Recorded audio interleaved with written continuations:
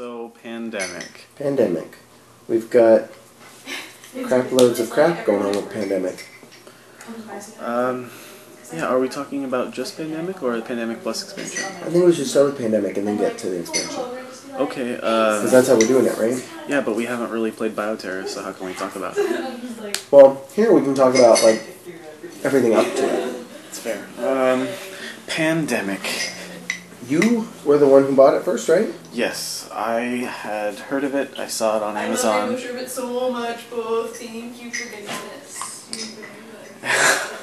So I had seen Pandemic on Amazon, and I had heard of it, and I saw it was a good cooperative game, and we were really looking for one of those to play. Mm-hmm. So I thought, hey, this is something we should try out. It's a good choice. And I heard that it was really difficult, and that kind of drew it to me, because I like games that are kind of harder than Sleeping Queens, for example. Or Forbidden Island, which is yes. like Pandemic Light. Oh, I could not stand Forbidden Island when I played it, but I love Pandemic. I'm not sure why. I think the theme really works extra for me. beef that Pandemic has over Forbidden Island Mm-hmm. is what makes me like it a lot more, I think. It's like the perfect game in terms of time. Like, it never seems to fall too short or go too long. It like ends in an appropriate amount of time. It's satisfying, and I like the theme. Yeah, it's a good theme. It works. What else is there to say about it? It's a good all-around game. They did a good job with the different powers and them having different benefits, and for most of them, there's a good reason to have them. Without the expansion, the what is he? The green one? I don't remember what he's called. Yeah, the research builder guy. Yeah, The one who can build research stations, right? Yeah, he was kind of and most people are like, "Oh, we got this guy," but he's really the only one that anybody really ever objected to having, right? So they did a good job. There are some powers which seem like they're more helpful than others, but really I think they're pretty good. You can pretty much get a nice balanced team. Yeah. With any mix. So there's never really a point where you're like, I wish I wasn't playing as this person. Yeah. So that's nice. You're not, because you're stuck with it for a good hour or so. Mm-hmm. So it's nice to be able to enjoy who you're playing as when they make a difference. I think that the number one problem we've had is not, like, Being in sure of starting the out. rules. What? Being sure of the rules. Well, that's important. Like, the smallest little glitch in this game will really, really mess you up. Yeah, you really gotta keep a tight operation. Mm-hmm. Well, that's what I was going to say with the people. It's like, I think it took us a little while to understand how to use the people properly. Yeah. Because you really got to emphasize their special powers to get anywhere. And it's one of the more interactive games that we play. I like Probably the most interactive, I'd say, because you spend the whole game kind of trying to get your team to do the exact same thing, or the exact right thing. It's like a damn football game. Yeah. 90% planning, 10% executing. Yeah. Like, The problem with that, though, is we get a lot of times where, like, I will just tell everybody what to do, or like, or you and I figure it out, and you know, Cody's like, okay. Yeah, we pretty much play Cody's role for him. Yeah, that is a tough part about the game. But there's still room for everybody to have their input, and there will be times where we think we got everything, but somebody's like, oh, look, there's a different way that would be even better than what we got. Right. So even though you might think that you have it all figured out, there's always a reason for everybody to have their own input. It's not really a single-player game, which it seems like sometimes. That's fair. It's sort of like, reminds me of Arkham in that, like, harrowing cooperative game. Because there's cooperative games, like Forbidden Island doesn't make you walk away going, oh man, we just barely got out of that. Yeah, even when it gets kind of terrible, like, even when you start losing all these pieces everywhere, you're not like, okay. Right, yeah, you're not dying. Because you haven't invested 6 hours into losing. But, definitely, I would recommend to anybody, plan on losing. I really would. I recommend it. And that's what I read in the first review that I had read of this game. It was like, the board will win at least 50% of the time. And it does that. And it kind of kicks you in the ass. Kind of. It's not bad to look at. No. I mean, it's a map of not America, but of the world. Right. And, you know, there's, in terms of art, not much. The board looks nice. The characters look fine. Yeah. Other than that, there's not much else. So it's nice that it's informative.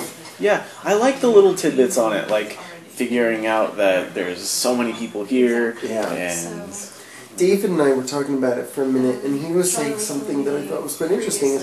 It could actually, realistically, be used as an education tool. Yeah. For, you know, either a biology class or, you know, some sort of like geography, like cultural geography or social geography. Something why geography matters today. You know why. You know, there's some places I'd never heard of before.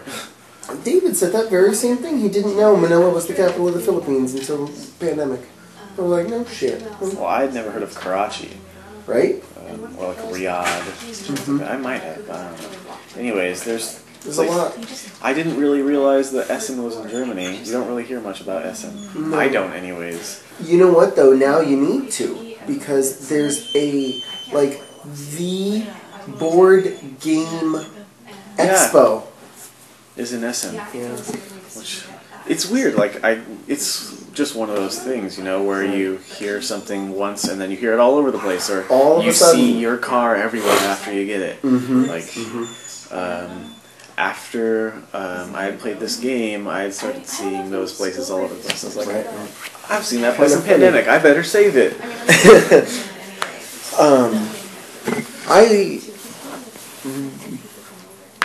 I go like this. I like Pandemic a lot. Me too. I'm afraid of getting burnout on it because I want to play it so much. Yeah. You know, but like it's one of those that I think is a good, like it tells you how many times to play it. I think it'd be hard to get burned out of it. It doesn't let you play it too often. Like I mean, you can maybe play because of the length of time. You know, 2 games in a row. 3 is pushing it, and then if you want to play anything else, that's it. But yeah, I like Pandemic, and I think it makes it hard to get tired of it because it's always a different game. What cards you get in the beginning, everything, which cards you draw, it's all random, and the cards that you get are always different. It's a good mix. Yeah, I'd say the base game might have been a little bit harder to get tired of, but with the addition, it's a lot better. But let's not talk about that. Oh, I mean, if you have anything else you want to say just about the base, it's a quality game just by itself without the expansion. It's a very good game by itself. It's worth getting. That's one of those ones I got from my brother. I think I put everything on this first set, you know. But I'm trying to think of, like, circumstances I wouldn't play it. I wouldn't play it with, like, a particularly meek group just because it is easy for stronger personalities like you and I to do it. And it's better, like, you know, when we play with Bo, you and I are all playing. Because Bo doesn't want to just sit back and let it happen, you know? So it's really a nice mix. But, like, folks that are just sort of like going along, it's a little harder. But at the same time, like, I don't think I would play with anyone who has to win a game. Yeah, because they're not going to. So, yeah, that makes a difference. I can't think of anything else I would say about it. I like the game. That's it. Yeah, it's a very good game. Substantial. It's a really nice, you know, just like solid entree of a game.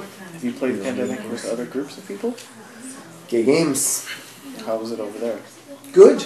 It's funny because we've played it so much here, that I'm used to the way we play. And so it's sort of weird. I'm like, we're all playing in this world, I know. But you play a little differently. Everybody brings their own sort of personalities to it. It's still, the game is one of those that, like, it's not like Seven Wonders where you can totally sort of go your own way and have your own personal style. You really can't. No, Pandemic, the game tells you got to go this direction. And so you do, but how you do it. I mean, you can't really do your own personal thing because then you're gonna lose. If you don't work cooperatively, you are going to lose. That's it. You have to work together. So, the different people that I play with just have different senses of what that means in terms of cooperative game. We've been successful, so that's exciting. But yeah, it's an achievement to succeed at. Oh yes, it is, and we basically only play on introductory. Oh yeah, we haven't gone up into hell modes or legend or whatever the higher level legendary. Putting in more epidemics. Someday. Bo, Cody, and I have, and we beat it even with. We have what? Playing on harder difficulties of Pandemic. Oh yeah. Yeah. And we won even with the messed up rules that I was playing with. So it's possible, and it's still fun. Mm-hmm. It just gets in your face. No kidding. No kidding. Yeah, I'd say that's about right. Do you have anything more about the base game? I would say that Pandemic as a base game is very good. But Worth the money. What would you give it in a review? I would say probably like an overall, I'd put Pandemic down as maybe like maybe a 4.5 something. Yeah, that mirrors what I was going to say. I was going to say it's a 4.5 on its own, and then I'd say it's more of a 5 we can with walk the right, expansion. so Binks is in charge of the house now. Okay, that's best. We're gonna Cuddles forever. Decree. All cuddles all the time. That's funny. Yeah, I think that the base game is Near good. perfect, and then with just the added things that the expansion offers, just exquisite. Yeah, I think that's fair. Like, my thinking is, realistically, how likely am I not to want to play it? I'm never in the mood not to want to play it. Like, that doesn't mean I want to play it all the time, but I'm never in the mood not to want to play it. Yeah, and then certain games where you just don't feel like playing. Yeah, exactly. And then there's some that I'm like, I want to play all the time, and then, less. Yeah. But it's I think, very steady, whereas some games are like, have their peaks and a lot of troughs. Yeah. It's not the easiest to learn. That's true. But once you've got, you're going to bumble through.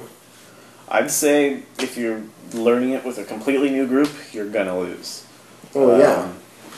And probably not for the game, but just because you missed a part. Yeah. It's real easy to miss. One thing I don't like is I will say a complaint I have. Those rules are fucking impossible to read. They make no sense. They make sense, but it's like visually very appealing. Mm-hmm. But just I can't find the damn information I'm looking for when I'm looking for it. I didn't have much of that problem, but That's I didn't good. really even look through it that much. It Yeah. seemed, I just kind of glanced through it and I was like, okay, this seems pretty Sort simple of to makes pick up. sense. Yeah. But there are little things like... Like you can build a research center anywhere. Yeah. No, you can cure a disease anywhere. at any research It just center. made sense to me that you would have to be in the area that you're curing. Right. But, if you're thinking about the real world, you don't have to be in Africa to cure a disease that's in Africa. Correct. Yeah. You're probably somewhere else like Atlanta. Right. More likely than not. Yeah. Right. So yeah, that's good. I feel good about